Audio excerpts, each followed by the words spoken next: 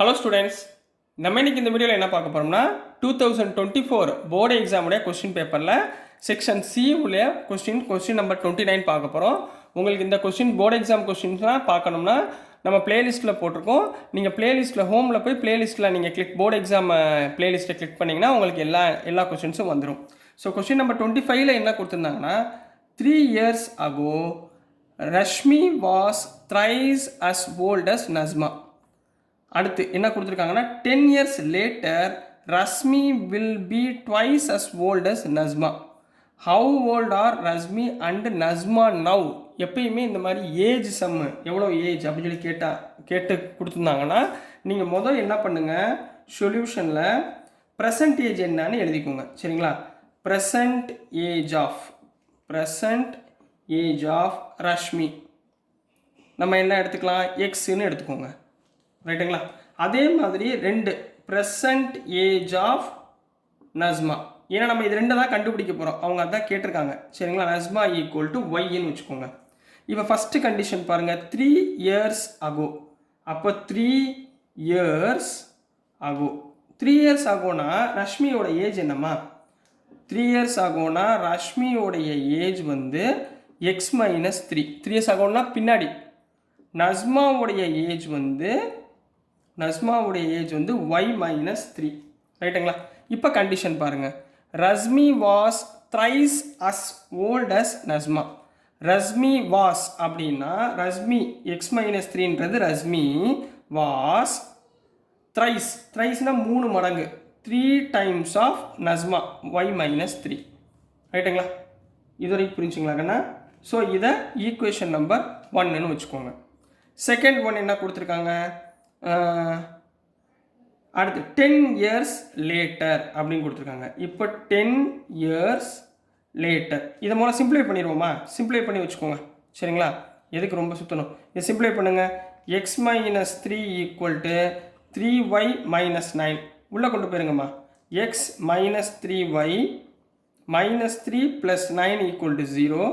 அப்போ x minus 3y minus 3 plus 9னா plus 6 equal to 0 வச்சுக்கோங்க. இதை ஈக்குவேஷன் நம்பர் 1ன்னு வச்சுக்கோங்க.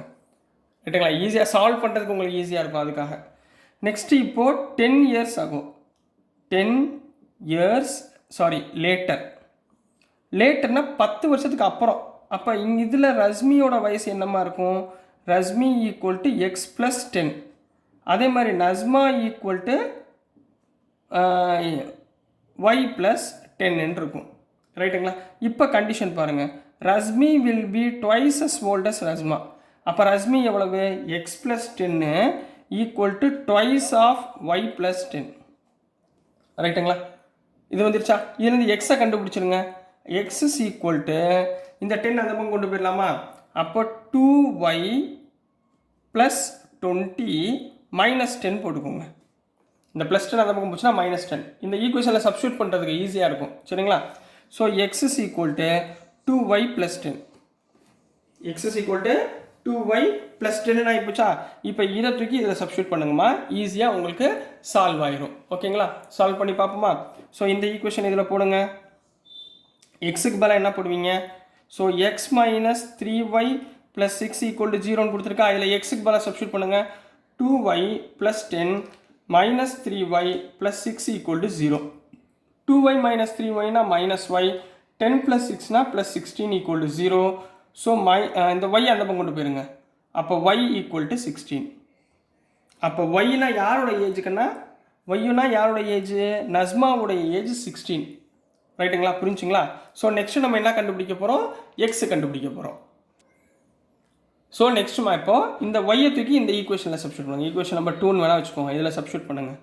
அப்போது X is equal to 2y plus 10. ஒய்க்கு பதிலாக என்ன போடுவீங்க? 16. அப்போ X is equal to 2 into 16 plus 10. 16 2s are 32 plus 10 equal to 42. அப்போ எக்ஸ்னா யார்? ரஷ்மி.